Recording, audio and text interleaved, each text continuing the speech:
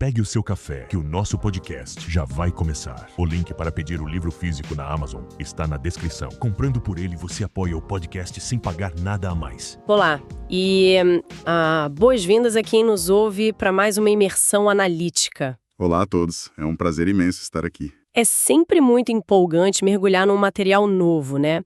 Especialmente quando o assunto tem o poder de mudar completamente a forma como a gente enxerga o noticiário do dia a dia. Com certeza, muda a perspectiva de quem acompanha as notícias. Exato.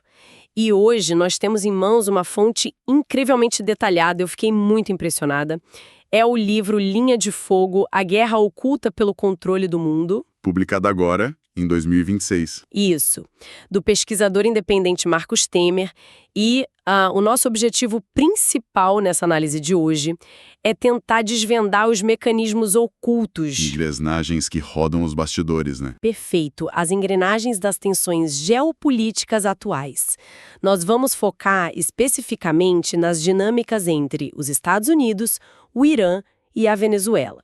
E mais importante do que entender quem apertou qual botão em qual capital, é entender como esse xadrez internacional afeta a economia global. E o bolso de todos nós. Exatamente, o bolso de todo mundo que vai ao mercado ou abastece o carro. O que é fascinante aqui é que, logo de cara, a pesquisa deixa muito claro que essas crises nunca são eventos isolados. Elas não acontecem no vácuo e definitivamente não são acidentes de percurso. Elas estão conectadas. Totalmente. Na verdade, são peças de um tabuleiro de xadrez global muito maior, sabe? Um tabuleiro que envolve disputas profundas por energia, controle de rotas logísticas estratégicas e uma transição gigantesca no equilíbrio de poder mundial. Quando a gente começa a ligar esses pontos que o livro traz, o que parecia uma manchete caótica de jornal começa a fazer um sentido quase assustador. Faz todo sentido. Certo. Vamos desempacotar isso, porque a base de toda essa análise do livro começa com uma mudança muito nítida na política externa americana ali a partir de 2017. A guinada de postura. Isso. A fonte dedica um espaço bem considerável para analisar a guinada rumo à doutrina do America First, a ideia de colocar os interesses nacionais em primeiríssimo lugar. Mas o que me chamou a atenção não foi só o slogan político. Foi a prática. Exatamente. Como isso se traduziu na prática? O texto traz exemplos diretos dessa ruptura, como as saídas repentinas dos Estados Unidos do Acordo de Paris sobre o clima e, de forma ainda mais drástica, do acordo nuclear com o Irã. Eu queria entender melhor a mecânica disso. É um ótimo ponto de partida. Lógica. O material descreve essa transição como um afastamento daquele intervencionismo militar tradicional. Aquela coisa de enviar tropas e tanques. Exato, enviar tropas para o exterior e partindo para uma estratégia muito mais sofisticada de guerra econômica. É fundamental entender o conceito de pressão máxima que é tão detalhado na obra. A tática da pressão máxima. Isso. Em vez de ocupar um território militarmente, a tática passou a ser o uso intenso e implacável de sanções econômicas, bloqueios comerciais severos e restrições draconianas ao acesso ao sistema financeiro internacional. Uma asfixia, né? Exatamente. O objetivo estrutural, segundo a pesquisa, era asfixiar economicamente os países do outro lado da mesa.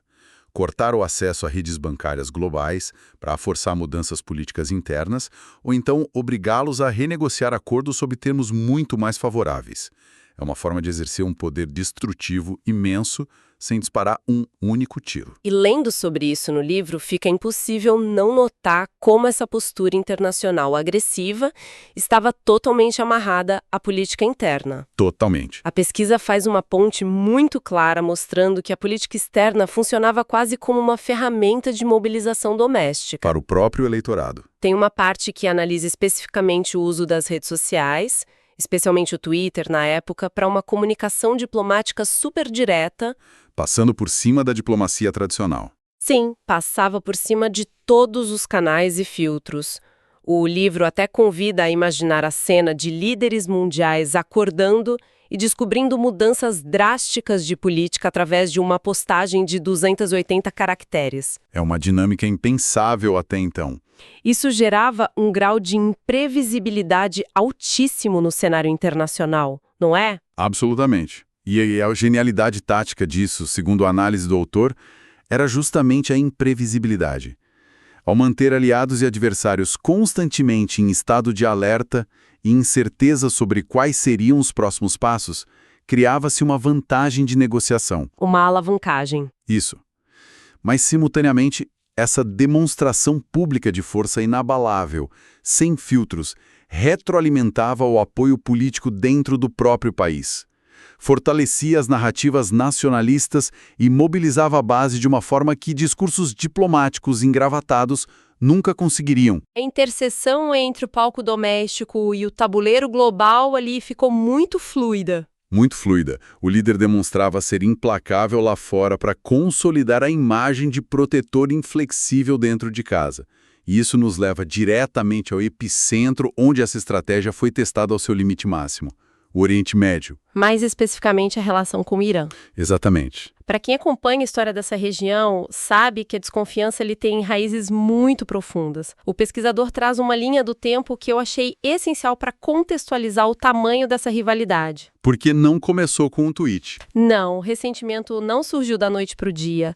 A análise volta até o golpe de Estado de 1953, aquele que derrubou o primeiro-ministro iraniano eleito democraticamente. Um evento com envolvimento direto de inteligência estrangeira, como o livro aponta. Sim. E depois, a linha do tempo avança para aquele que o livro chama de grande ponto de virada. A Revolução Islâmica de 1979 e a dramática crise dos reféns. Quando dezenas de americanos foram mantidos presos por mais de 400 dias na embaixada em Teherã. Isso. Como a gente pode entender o peso desse histórico nas decisões tomadas décadas depois, segundo o material? O autor deixa claro que esse histórico é a fundação de toda a dinâmica atual. O trauma de 79 moldou gerações de formuladores de políticas em ambos os lados. Para o Irã, criou-se a narrativa de resistência contra a interferência externa. Para os Estados Unidos, deixou uma cicatriz profunda na psique política e militar. É uma bagagem pesada. Muito pesada. E o ponto de ruptura contemporâneo que reacendeu tudo isso ocorreu em 2018. Foi quando houve a retirada unilateral do Plano de Ação Conjunto Global, o famoso Acordo Nuclear, ou JCPOA. Certo. O que é fascinante é que é a cascata de consequências econômicas imediatas que os dados da época revelam. O acordo havia levantado sanções em troca de limites no programa nuclear iraniano. E aí, quando as sanções voltaram? Voltaram com força total sob a política de pressão máxima. A economia iraniana sofreu um choque brutal, de acordo com o livro. O bloqueio às exportações de petróleo secou quase da noite para o dia a principal fonte de receita internacional do país. O que gerou uma desvalorização massiva da moeda local, né? Sim, e uma inflação galopante que atingiu em cheio o custo de vida da população. E o nível de tensão foi escalando de uma forma que parecia não ter freio, até chegarmos àquele momento crítico relatado na obra. Janeiro de 2020. O ataque de drones. Isso. Foi quando ocorreu o ataque de drones no aeroporto de Bagdá, que resultou na morte de uma das figuras militares e estratégicas mais influentes do Irã. A resposta iraniana não demorou, com mísseis lançados contra bases no Iraque, que abrigavam forças estrangeiras. Lendo os relatos do livro sobre esse episódio, a sensação é de que o mundo prendeu a respiração. Exato. A análise destaca como a margem para um erro de cálculo ali era simplesmente mínima. Um fio de cabelo. Um míssil que caísse no lugar errado. Ou uma interpretação equivocada no radar. E a região inteira poderia ter sido empurrada para uma guerra aberta e incontrolável. E se conectarmos isso com o panorama geral, a pesquisa nos lembra constantemente do motivo central de tanta preocupação global com qualquer faísca nessa região específica. Não é apenas uma questão de alianças políticas. É uma questão geográfica, né? Geografia pura e simples. O foco de toda essa tensão orbita em torno de uma passagem marítima estreita e extremamente vulnerável, o Estreito de Hormuz. Os números que o livro traz sobre o estreito são impressionantes. Demais. Cerca de 20% de todo o petróleo comercializado no mundo passa diariamente por ali. É uma artéria vital da economia global. Ou seja, qualquer bloqueio, qualquer navio petroleiro apreendido ou um confronto naval nessa área tem o poder de inflacionar os mercados globais quase que instantaneamente. O autor descreve que uma crise ali não fica restrita ao deserto. ela bate na bomba de combustível do mundo inteiro em questão de horas. O que nos leva a uma transição fascinante do material.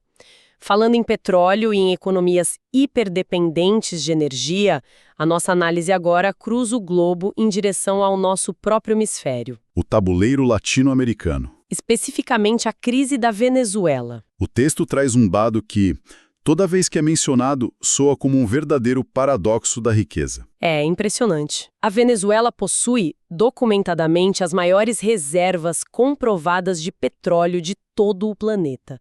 Estamos falando de mais de 300 bilhões de barris, concentrados majoritariamente na bacia do rio Orinoco. Um verdadeiro oceano de riqueza energética. Uma quantidade que supera até mesmo as grandes potências do Oriente Médio. Como um país sentado sobre tanta riqueza chega a uma crise interna tão devastadora? Segundo a análise, o livro descreve isso como o clássico exemplo econômico do que muitos chamam de maldição dos recursos. Mas a linha do tempo traçada no estudo é muito minuciosa em explicar como as coisas desmoronaram. A narrativa mapeia a ascensão do projeto político iniciado em 1999. Que coincidiu com a alta do petróleo. Exato.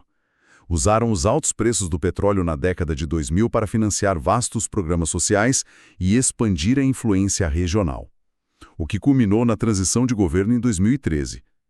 Mas o fator econômico crucial que desencadeou o colapso, segundo os dados compilados no livro, foi a queda abrupta e profunda dos preços internacionais do petróleo a partir de 2014. Porque a economia venezuelana havia se tornado quase que exclusivamente dependente dessa exportação? Exclusivamente dependente do óleo cru. Ao negligenciar outras indústrias, o colapso dos preços cortou a receita nacional pela metade. O resultado em cadeia detalhado pela fonte foi catastrófico. A hiperinflação. Hiperinflação crônica, desabastecimento agudo de produtos básicos, desde comida até remédios. E a consequente imigração em massa, com milhões de pessoas cruzando as fronteiras a pé em direção a países vizinhos, como a Colômbia, o Brasil e o Peru. Aqui é onde a coisa fica realmente interessante do ponto de vista geopolítico, porque a crise deixou de ser apenas humanitária e econômica para virar um impasse internacional severo. Virou uma disputa de influência. A fonte detalha a escalada diplomática de 2019, quando a liderança da Assembleia Nacional foi reconhecida como governo legítimo interino por dezenas de países. Como resposta, Washington aplicou sanções diretas e paralisantes ao coração econômico da Venezuela. A estatal petroleira. A PDVSA, isso mesmo. E sem poder vender petróleo para os seus clientes tradicionais ou acessar o sistema financeiro ocidental, o governo venezuelano fez um movimento clássico de sobrevivência. Buscou aliados do outro lado do mundo. Estreitou laços profundos com a Rússia, que ofereceu desde cooperação militar até reestruturação de dívidas. E com a China, que entrou com investimentos bilionários, garantindo o fluxo de petróleo em troca de linhas de crédito. E esse é um dos pontos mais cruciais de toda a análise de Marcos Temer. O pesquisador nota que, a partir desse momento, a Venezuela deixou de ser meramente uma crise política e econômica local. Ela se transformou em um verdadeiro palco de disputa indireta entre as grandes potências mundiais. Uma guerra por procuração. Basicamente, quando a Rússia e a China entram na equação caribenha, estendendo essas linhas de salvamento financeiro e apoio militar, elas estão essencialmente contrabalançando a influência tradicional das potências ocidentais em seu próprio hemisfério. É a geopolítica operando na sua forma mais nua e crua. Uma demonstração clara de que o xadrez global não respeita fronteiras regionais. E toda essa dinâmica entre grandes potências nos empurra perfeitamente para o próximo grande tema da nossa imersão: o conceito da nova Guerra Fria e a complexidade da interdependência global. Porque lendo o material, fica muito evidente que as regras do jogo mudaram completamente desde a década de 90. Mudaram demais. Não estamos mais lidando com o mesmo cenário que existia logo após a queda do Muro de Berlim. Sem dúvida alguma. A pesquisa explica de forma bastante estruturada a transição do mundo pós-Guerra Fria para a realidade de hoje. Naquela época, o que se via era uma hegemonia quase inquestionável. Um mundo unipolar. Um mundo unipolar, onde o poder ditava o ritmo global de forma isolada. Mas o cenário atual, retratado no livro, é inegavelmente multipolar. Temos uma Rússia que adotou uma postura militar e diplomática muito mais assertiva. Buscando recuperar a zona de influência na Europa Oriental. Isso, e se inserindo como um ator indispensável no Oriente Médio. E, paralelamente a isso, o material destaca a ascensão monumental da China, através daquelas iniciativas gigantescas de infraestrutura, conhecidas como a Nova Rota da Seda. O capital chinês está construindo portos, ferrovias e parcerias comerciais por toda a África, Ásia e América Latina. Reconfigurando os fluxos de comércio global de uma forma inédita. Inédita e muito rápida. Da antiga Guerra Fria Soviética. A nova fronteira de competição passa longe de ser apenas uma corrida armamentista ou uma corrida espacial. O campo de batalha de hoje é outro. É a tecnologia. A verdadeira arena inclui a inteligência artificial, as redes de infraestrutura 5G, a corrida pela computação quântica e a fabricação de semicondutores. O autor argumenta que os microchips são um novo petróleo no que diz respeito ao controle tecnológico, não é? Precisamente, é uma comparação excelente do livro. E é nesse ponto que a questão da interdependência se torna o grande paradoxo do nosso tempo. Ao contrário da Guerra Fria original, onde existiam dois blocos econômicos distintos, divididos por uma cortina de ferro, Que não faziam negócio entre si. Quase nenhum negócio. Hoje, segundo a obra, as economias rivais estão profunda e organicamente entrelaçadas através das cadeias globais de suprimento. Isso fica muito claro quando a pesquisa ilustra o ciclo de vida de um produto moderno. O autor usa o exemplo de um smartphone ou de um carro elétrico. É o resultado de um esforço global absurdo. E muito frágil. Muito. O produto pode conter minerais cruciais extraídos em minas na África, usar microchips fabricados na Ásia, ter o design feito na Califórnia e a montagem final no México antes de chegar na Europa. É uma teia conectada onde remover um único fio pode rasgar a rede inteira. E a obra dedica páginas e páginas para expor as vulnerabilidades gigantescas dessa teia. Qualquer choque de incerteza geopolítica ameaça paralisar o fluxo de mercadorias. Os dados do livro apontam para gargalos logísticos críticos. Como o Canal de Suez. O Canal de Suez ou o Estreito de Malaca. Se um navio encalha ou se um conflito fecha uma dessas passagens por uma semana, fábricas do outro lado do mundo precisam suspender a produção por falta de peças. E, por conta desse risco constante de interrupção, o pesquisador aponta uma forte tendência de reestruturação industrial. Países e grandes corporações buscando desesperadamente diversificar fornecedores. É que entra o conceito de nearshoring, o que o texto explora, né? Exatamente. Pense da seguinte forma. Se a padaria do outro lado da cidade faz o melhor pão, mas a avenida para chegar lá vive alagando ou fechada por protestos, chega uma hora que compensa mais comprar na padaria da sua própria rua. Mesmo que seja um pouco mais caro. Mesmo sendo mais caro. O nearshoring é isso em escala global.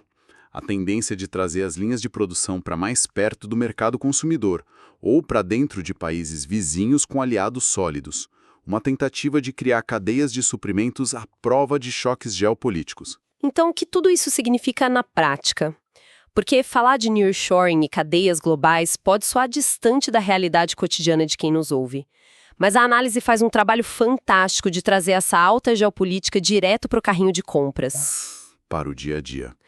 Quando o texto menciona a maldição dos recursos e as sanções em países ricos em energia, o impacto econômico é tangível para todos. O petróleo, como a gente vê no livro, não é só o que faz o carro andar. Ele é a base de tudo. É a base da cadeia produtiva moderna.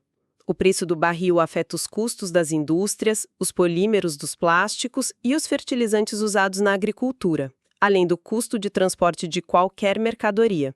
Ou seja, se um petroleiro é atacado no Estreito de Hormuz ou se sanções bloqueiam as exportações venezuelanas, o efeito dominó é inexorável. Não tem como fugir. No fim da linha, segundo a pesquisa, isso se traduz em comida mais cara na prateleira, frete mais alto e custo de vida apertado. É o motor da inflação global. E a análise econômica do autor vai além dos preços no supermercado, mergulhando na forma como os mercados financeiros globais reagem diante dessas tensões geopolíticas. A reação instintiva. A obra detalha um comportamento conhecido como fuga para a segurança, ou flight to safety. É um movimento de manada impressionante. Quando há uma escalada de tensão armada uma ameaça de conflito no Oriente Médio ou instabilidade política severa, os investidores globais entram em pânico. Eles retiram capital de mercados considerados arriscados, especialmente de países em desenvolvimento, e correm para abrigar esse dinheiro em portos seguros. O ouro e os títulos do Tesouro norte-americano. Principalmente os títulos do Tesouro dos Estados Unidos. E a pancada disso nos mercados emergentes é imediata, né? A pesquisa mostra como moedas de países em desenvolvimento costumam sofrer desvalorizações bruscas do dia para a noite. E tem um detalhe fascinante que o autor aborda, a questão das moedas digitais. Muito pertinente. Durante muito tempo, houve um debate intenso sobre os ativos digitais, com muita gente argumentando que as criptomoedas serviriam como um ouro digital, uma proteção infalível contra a instabilidade dos governos. Mas os dados analisados mostram o oposto nesses momentos de crise. Exatamente o oposto. Durante os picos de pânico e aversão ao risco gerados por ameaças geopolíticas reais, a volatilidade das criptomoedas não oferece proteção. Pelo contrário, elas sofrem impactos brutais e quedas acentuadas junto com os ativos de maior risco. Isso levanta uma questão importante que serve quase como uma tese central para a conclusão dessa pesquisa monumental do Marcus Temer. O diagnóstico final é que estamos atravessando um período histórico de transição extremamente profundo e perigoso. A grande síntese dessa dinâmica é que as guerras de hegemonia e as disputas por poder no século XXI não estão mais sendo travadas exclusivamente com blindados cruzando fronteiras. Ou mísseis rasgando o céu. Elas são travadas diariamente em planilhas financeiras, com tarifas aduaneiras punitivas, sanções econômicas calculadas para paralisar nações inteiras, o controle das rotas marítimas vitais e a disputa acirrada por quem detém a tecnologia de chips de silício. O mundo se encontra numa corda bamba assustadora, tentando equilibrar uma rivalidade geopolítica cada vez mais intensa com uma interdependência econômica da qual nenhum país consegue escapar ileso se o sistema quebrar. É um cenário paradoxal, uma mistura de competição brutal com uma cooperação forçada pela sobrevivência econômica. Exato. Para encerrar nossa análise aprofundada de hoje, eu gostaria de deixar um pensamento provocativo, expandindo um pouco o que os dados nos mostraram, para que nossa audiência possa continuar refletindo. Toda essa teia complexa que acabamos de explorar, baseada no trabalho da fonte, evidencia que o petróleo tem sido o grande e indiscutível motor da história recente. O ouro negro. Foi o ouro negro que desenhou as fronteiras de influência e demarcou as zonas de conflito, unindo os destinos de lugares tão distantes quanto Caracas e Teherã. Mas, se estamos realmente à beira de uma imensa transição energética global, caminhando para um futuro de energia renovável, painéis solares e frotas de carros elétricos, o que acontecerá com esses atuais epicentros de poder? É a grande questão. Se a dependência do petróleo diminuir drasticamente nas próximas décadas, será que essas famosas linhas de fogo não estarão mais concentradas em volta das plataformas de perfuração? Será que o novo palco de tensão global vai se deslocar para os países que controlam as vastas minas de lítio, as reservas de cobalto e os depósitos de metais de terras raras? Os materiais para as baterias. Exatamente, materiais que são absolutamente indispensáveis para as baterias de toda essa nova tecnologia. Ao que tudo indica, nós podemos notar que o mapa da influência global não vai apenas mudar. Ele está prestes a ser completamente redesenhado do zero. Uma reflexão muito necessária para os próximos anos. Pela companhia e pela escuta atenta durante todo este nosso estudo das fontes. O convite fica aberto, continuem sempre questionando, investigando e buscando entender as engrenagens do mundo muito além das manchetes rápidas. Até a próxima imersão!